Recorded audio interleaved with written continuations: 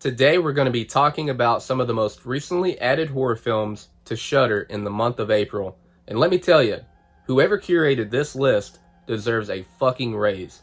There is a ton of really good horror films on Shudder this month. And we're going to start off by talking about The Evil Dead and Evil Dead 2. The Evil Dead is about 5 college students that go to an isolated cabin for a weekend getaway where they find the Book of the Dead and unwittingly unleash evil spirits and demons. A lot of people think that Evil Dead 2 is a remake or that Ash went back to the cabin. That's not true. They couldn't get the footage to the first movie, so they shot a recap with less actors. You can actually splice it to where Evil Dead 2 is a direct sequel to the original movie, where you follow the lone survivor Ash as he gets put through more hell. And this is the one where he gets the chainsaw, the boomstick. He becomes a badass in this one, trying to defeat the Kandarian demon. This one, in my opinion, is a no-brainer. You should definitely check out The Evil Dead and Evil Dead 2. There's a lot of good horror, comedy, and gore between both movies. Definitely check them out. Let's move on to Trick or Treat.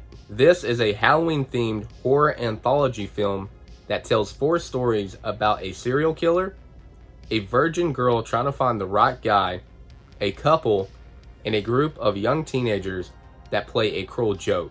I love this movie. My favorite part is the fact that all the stories end up connecting.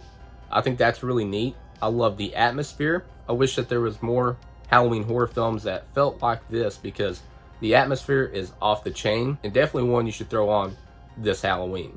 The next one is Candyman. Student Helen Lyle learns of the local urban legend Candyman, a hooked serial killer that appears when you say his name in the mirror 5 times.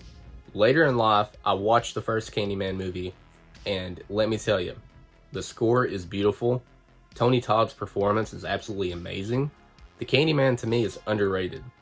I love this movie, and if you've never seen it, give it a watch. I don't think you'll regret it. The last movie on the list is Halloween 2.